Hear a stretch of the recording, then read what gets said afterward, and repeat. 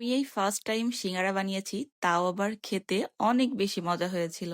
তা আমি এখানে সিঙ্গারা বানানোর জন্য ১.৫ কাপ পরিমাণে আটা নিয়েছি, চাইলে কিন্তু ময়দাটাও নেওয়া যাবে। তার মধ্যে স্বাদ মতো লবণ, কালো জিরা আর রান্নার অয়েলটা দিয়ে এটা ভালো করে মেখে নিয়েছি, আর নর্মাল পানি দিয়ে এটা ভালো করে মথে রেখেছি। এখানে তেলের মধ্যে ৫ ফোড়ন দিয়ে দিলাম, তার সাথে বেশি করে পেঁয়াজ কুচি, একটু মরিচও দিয়েছিলাম, কাঁচা মরিচ অবশ্যই। আর এখানে আদা রসুনের পেস্ট, আরও কিছু মসলা দিয়েছি, কিছু গুঁড়া মসলা আর কি।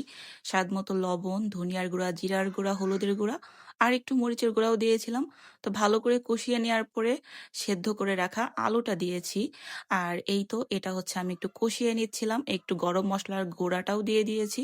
আর লাস্টে দিয়ে দিলাম একটু পেঁয়াজ কুচি আর একটু মরিচের কুচি। তো এটা হচ্ছে খেতে আমার অনেক বেশি ভালো লেগেছিল, এই পুরটা আর কি, আলুর পুর। তো এখানে হচ্ছে রুটিটা বেলে নিয়েছি, আর এটা আমি কেটে নিচ্ছিলাম। একটা ভিডিওতে দেখেছিলাম যে এভাবে একদম ছোট ছোট করে সিঙ্গারা বানানো যায়। তবে আমি যেটা করেছিলাম, আমি হচ্ছে সিঙ্গারার যে শেপটা থাকে সেটা ভালো দিতে পারিনি। যাই হোক, যেহেতু ফার্স্ট টাইম, এই আর কি। তো শেপ যেমন হোক তেমন হোক, খেতে অনেক বেশি মজা হয়েছিল। চাইলে আপনারাও ট্রাই করে দেখতে পারেন।